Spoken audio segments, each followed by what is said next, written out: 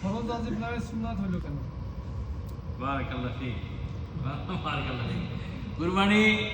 কুরবানিটা কি ফরজ ওয়াজিব না সুন্নাত? না, আল্লাহ রাসূল সাল্লাল্লাহু আলাইহি ওয়াসাল্লামকে জিজ্ঞাসা করা হয়েছে। আল্লাহ রাসূল বলেন সুন্নাতু আবিকুম ইব্রাহিম। ইব্রাহিম আলাইহিস সালাম রেখে দেওয়া কি এটা সুন্নাত, এটা সুন্নাত। কাজী এটা ফরজ না। যদিও উলামায়ের মধ্যে ইখতিলাফ আছে, কিছু মতভেদ আছে, কেউ কেউ বলছেন ওয়াজিব, কিন্তু জমহুর উলামায়ে কেরাম, অধিকাংশ উলামায়ে কেরাম কথা হচ্ছে এটা কি সুন্নাত। এটা কি সুন্নাত, এটা। এজন্য করে যিনি সমর্থবান তিনি চেষ্টা করবেন কুরবানি দেওয়ার জন্য। যদি কোনো কারণে কুরবানি দিতে নাও পারেন তিনি গুনাহগার হবেন না। তবে হাদিস আসছে আল্লাহ রাসূল সাল্লাল্লাহু আলাইহি ওয়াসাল্লাম বলেছেন, যে ব্যক্তি মান কানা লাহু সা, যে ব্যক্তির সমর্থ আছে এরপরে যদি কুরবানি করলো না, ফালা ইয়াকরাবান্না মুসাল্লানা, সেই ব্যক্তি যেন আমাদের ঈদগাহের পাশাপাশি আশেপাশে যেন কি না যায়, সে যেন কাছে না যায়। কাজেই এই হাদিস থেকে কেউ কেউ বলছেন যেটা ওয়াজিবের পর্যায়ে, কিন্তু অধিকাংশ উলামায়ে কেরাম তারা অন্যান্য যেগুলো হাদিসে আসছে সব হাদিসের সামগ্রিক বিবেচনায় তারা বলছেন যে এটা আসলে কি সুন্নাহ। আল্লাহু আ'লাম। জি জি। রাতের বেলা কি কুরবানি করা যাবে কিনা, এটা একটা মৃত ব্যক্তির পক্ষ থেকে কুরবানিটা কিভাবে দিতে হবে? রাতের বেলায় এই যে সময় যেটা আমরা বললাম, এই সময়ের মধ্যে যে কোনো সময় কুরবানি করা যাবে, ঠিক আছে? ঈদের নামাজের পর থেকে নিয়ে শুরু করে 13 তারিখে সূর্য অস্তের আগ পর্যন্ত এই সময়ের মধ্যে যে কোনো সময় কুরবানি করা যাবে। জাযাকাল্লাহ খাইর। আর মৃত্যু ব্যক্তির জন্য কুরবানি আলাদা কোনো সিস্টেম নাই। জিনিসটা বুঝেন আপনারা। কুরবানি সাধারণত কাদের জন্য? জীবিত মানুষের উপরে এটা হচ্ছে হুকুম, তারা এটা কুরবানি করবেন। এরপরে কথা হচ্ছে এটা আল্লাহ রাসূলের যুগ থেকে হয়ে আসছে। আল্লাহর রাসূল সাল্লাল্লাহু আলাইহি সাল্লাম তিনি কুরবানি দিয়েছেন কয়টি? মানে দুইটি। আল্লাহর একটা কুরবানি দিয়েছেন তিনি এবং তার ফ্যামিলির পক্ষ থেকে, আর একটা কুরবানি উম্মতের পক্ষ থেকে। কার পক্ষ থেকে? উম্মতের পক্ষ থেকে। এখন আপনাকে আমি জিজ্ঞাসা করি, আল্লাহ রাসূল সাল্লাল্লাহু আলাইহি সাল্লাম যিনি যার সম্পদ থেকে অনেক উপকৃত হয়েছেন, উম্মুল মুমিনিন, মানে বলতে পারেন আল্লাহ রাসূল তিনি ছিলেন নগদ ক্যাশ, একবারে চেক। কি প্রয়োজন হলেই খালি দিয়ে দেবে। খাদিজা রাদিয়াল্লাহু আনহা, তো আল্লাহ রাসূল কি পারতেন না যে তার স্ত্রীর নামে এটা কুরবানি করতে? কথা বলেন, পারতেন না তিনি? আর রাসূল পারতেন, তিনি সে কাজ করেন নাই। আল্লাহ রাসূল সাল্লাল্লাহু আলাইহি সাল্লাম তিনি খুব কষ্ট পেয়েছিলেন, মর্মাহত হয়েছিলেন তার চাচা হামজা রাদিয়াল্লাহু তাআলা আনহু শাহাদাতের সময়, তাই কি না? তো হামজা রাদিয়াল্লাহু আনহু তিনি শাহাদাত বরণ করলেন, তিনি শহীদ হয়ে গেলেন। তো আল্লাহ রাসূল তো পারতেন যে তার চাচার জন্য কি করতে? কুরবানি করতে। আল্লাহ রাসূল সাল্লাল্লাহু আলাইহি ওয়াসাল্লাম করেন। তবে শোনেন, এই যে আমরা যে ভালো ইবাদতগুলো করি, এগুলোর সব আপনার আব্বা আম্মা পাবেন না? আমার আব্বা আম্মা পাবেন না? অবশ্যই পাবেন। আপনাকে ভালোভাবে তরবিয়ত করেছেন, লালন পালন করেছেন, আপনি যে শ্রম দিয়েছেন, আপনার পিছনে তাকে কত যত্ন নিয়েছেন, আপনি যত ভালো কাজ করবেন তার কিছু একটা অংশ সব তারা অবশ্যই পাবে। আমরা যেগুলো ভালো কাজ করি সেই ভালো কাজগুলোর সওয়াব আমাদের পিতামাতারা পেয়ে যাবে ইনশাআল্লাহ। কি বলে? জি ইনশাআল্লাহ। অতএব আমাদের দেশে যে নিয়মটা যে মৃত্যু ব্যক্তির নামে আলাদা কুরবানি, এই সিস্টেম নাই। এটা সুন্নাত কোন তরিকা নয়। বরং মৃত্যু ব্যক্তির নামে যদি আলাদা কেউ যদি কুরবানি করে সেটা সাদাকা হয়ে যাবে। কি হয়ে যাবে? সেটা সাদাকা হয়ে যাবে। আর এই মৃত্যু ব্যক্তির নামে কুরবানি করলে সাদাকা হয়ে গেলে এটা আপনি খেতে পারবেন না। হ্যাঁ, সাদাকা করে, কিন্তু কুরবানির সাথে এর কোনো সম্পর্ক নাই। কুরবানির সঙ্গে এর কোনো কি নাই, এর সাথে কোনো সম্পর্ক নাই। এখন যেটা কথা সেটা হচ্ছে যে এখন আপনি যে কুরবানি করলেন, আপনি একটা খাসি কুরবানি করলেন, আপনার ফ্যামিলির সবাই জীবিত মৃত্যু সবাই এখন সামিল আছে, সবাই এখন সব পাবে। কাজে আলাদাভাবে মৃত্যু ব্যক্তির নামে কুরবানি দেওয়ার সিস্টেম ইসলামে নাই। কাজে এখান থেকে আমাদের দূরে থাকাই বারাকাল্লাহ ফিক। জি, হাদিসের ভিতরে গরু কি নির্দিষ্টভাবে বলা আছে গরু সপ্তাহভাগ জাতীয়? কারণ গত বছর 60 মাদানি একটা ডাক্তার বলছিল গরু নির্দিষ্ট হয় না, এই জন্য হানিফিরা আমাদেরকে অনেক আক্রমণ করছে, তা আমরা কিছু বলিনি। এখন শোনেন, গরু নির্দিষ্টভাবে নাই, গরুর কথা তো কোরআনেও আছে। গরুর কথা কোথায় আছে? কোরআনেও আছে। এখন কেউ যদি বলে, আমাদের কোনো আলেম যদি বলে আল্লাহ রাসূল কুরবানি গরুর মাংস খেয়েছেন, তার কোনো প্রমাণ আছে? গরুর মাংস আল্লাহ রাসূল খায় না, এই কথা কোথাও উল্লেখ আছে? তা আপনার ওই কথা বলার কি দরকার? হালাল কি না? হালাল হালাল, আলহামদুলিল্লাহ হালাল। বাহিমাতুল আনআম বলতে কি কি? সব তাফসীরগুলো দেখেন। বাহিমাতুল আনআম বলতে কেউ বলেনি যে বাকারা নয়, এর মধ্যে বাকারা আছে এর মধ্যে। সে নিষেধ করে নাই কোনো কারণে, হ্যাঁ। কিছু বাড়াবাড়ি করে যে অনেকে ওই বাড়াবাড়ি করছে যে গরুটা নির্দিষ্ট করে গরু কুরবানি দেওয়া যাবে, সে নিষেধ করে না। হ্যাঁ, কুরবানি দেওয়া যাবে, কুরবানি দেওয়া যাবে। স্পেসিফিকভাবে উল্লেখ নাই গরুর কথা, গরু দেওয়া যাবে, যেহেতু চতুষ্পদ দেওয়া যাবে।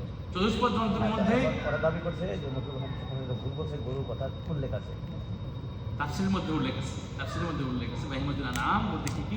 তাফসীরের মধ্যে সব তাফসীর কারণে বলে দিয়েছেন যে এর মধ্যে ইবিল, বাকার, এরপরে যে হরিণ বা ঘোড়া এটা নিষেধ কেন? এটা বাহিমাতুল আনআমের মধ্যে পড়ে না, এই জন্য। জি ভাই, এখানে কুরবানির নিসাব পরিমাণটা কত? আর একজনের মানে কুরবানি যদি পরিবার বগলে একজন দেয়, যে সবাই যখন সব পায়, যে পিতা দিলে কি পুত্র দেওয়া লাগবে কিনা? বারাকাল্লাহ ফিক, বারাকাল্লাহ ফিক। স্বাবলম্বী হওয়ার সত্ত্বেও জি, বিষয়টা একটু মতভেদ আছে, ইখতিলাফ আছে উলামাদের মধ্যে যে কুরবানির নিসাব কি। আমাদের দেশে সাধারণত বলা হয় হানাফি মাযহাব যে প্রসিদ্ধ বিষয়, যাকাতের নিসাব থেকে এবার কুরবানির নিসাব হয়ে যাবে, কুরবানি দেওয়া হবে। তো বিষয়টা আসলে এরকম না। কুরবানি হচ্ছে, কুরবানির নিসাব হচ্ছে এরকম যে আপনি খেয়ে পরে বাঁচার পরে কুরবানির দিবেন যে টাকা, এই টাকা যদি আপনার অতিরিক্ত থাকে তাহলে আপনি কুরবানি দিতে পারবেন। বুঝেছি কি ভাই? খেয়ে পরে চলার পরে যদি আপনার কাছে 12,000 টাকা 15,000 টাকা যদি থাকে, 15,000 টাকা যেটা কুরবানি কিনবেন, আপনি কুরবানি দিয়ে দিতে পারবেন। এমনকি আমি সবসময় আমার চলতে ফিরতে আমার সংসার চালাতে গিয়ে অনেক সময় আমি ঋণ করি। এখন আমার কাছে নগদ টাকা নাই, কিন্তু আমি মনে করছি যে কুরবানি আসছে, আমি কুরবানি দেবো। সবসময় তো না, এখন আমার কাছে আছে 5,000 টাকা, কিন্তু আমি 10,000 টাকা ঋণ করলে আমি কুরবানি দিতে পারি। এবং আমি সবসময় যেরকম আমার অভ্যাস, প্রয়োজন হলে মানুষের কাছে ঋণ নেই, আবার সেটা আমি পরিশোধ করি। কাজে এখানে ঋণ করেও যদি কোনো ব্যক্তি কুরবানি দেয়, তাও কোনো সমস্যা নেই। জি, আসতেছি ভাই, আসতেছি। এখন আমরা আসি এরকম যে একটা ফ্যামিলিতে যে সবাই স্বাবলম্বী মোটামুটি।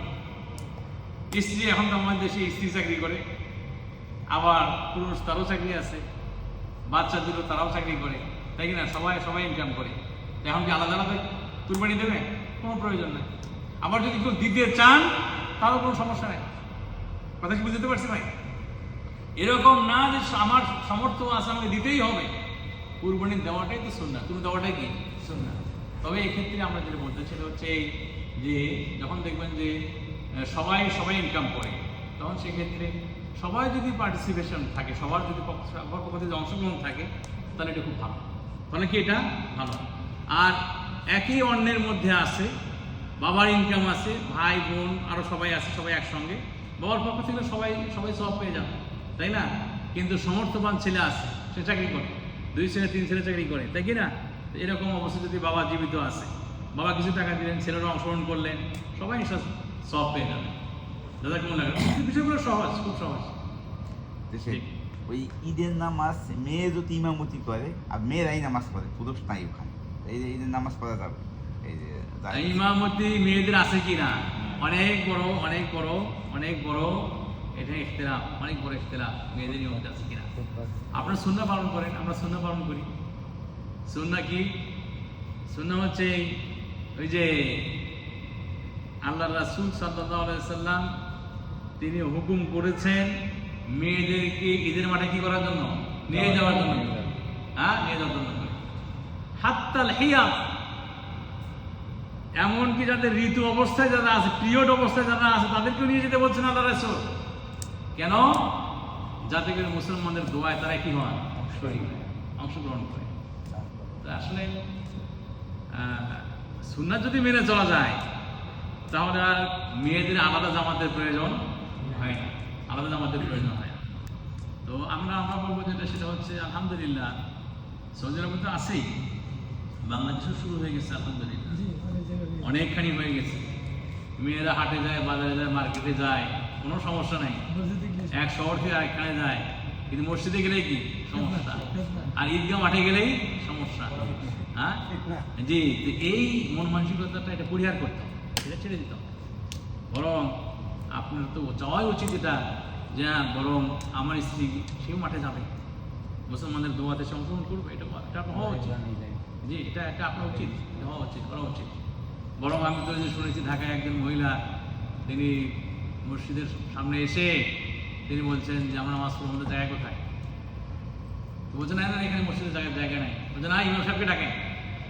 ইমাম সাহেব যখন বের হয়ে গেছে, তখন ইমাম সাহেব বলছেন এই মসজিদ করার জন্য তো আমরাও টাকা দিচ্ছি, আমাদের অনুদান আছে, আমরা টাকা দিয়েছি এখানে, তো আমরা মহিলা নামাজ পড়বো সেই ব্যবস্থা রাখেননি কেন? আপনারা নামাজ পড়েন 5 ওয়াক্ত, আমি জুমার নামাজ পড়তে আসছি, আমার জায়গা নেই। হওয়া উচিত, মহিলারা সবখানে যায়, কোনো সমস্যা নাই। আর মসজিদে জুমার নামাজ পড়তে গেলে, ঈদের নামাজ পড়তে গেলে ফিতনা হয়ে যায়। মন মানসিকতা পরিবর্তন দরকার। সুন্নাহর উপরে আমল করেন, তাহলে মেয়েদের আলাদা জামাতের দরকার হবে না। এক দল আছে, এরা ওইভাবে মেনি ইমামতি করে হারা মেয়েরা নামাজ পড়ে। যাই হোক, এগুলো মুখতালিফি মাসআলা, মতভেদপূর্ণ মাসআলা। বরং সুন্নাতের দিকে আসেন, তাহলে আর মতভেদ নিয়ে আলোচনা করা লাগবে না। জি বাকিদার কেমন জি, কেমন হতো, কেমন বাকিদার কয় ভাগে ভাগ ও করতে ভাগ হবে? ভাগ ভাগ। ভাগ তো বলছে। কেমন আচ্ছা, জাযাকাল্লাহ খায়, জাযাকাল্লাহ খায়।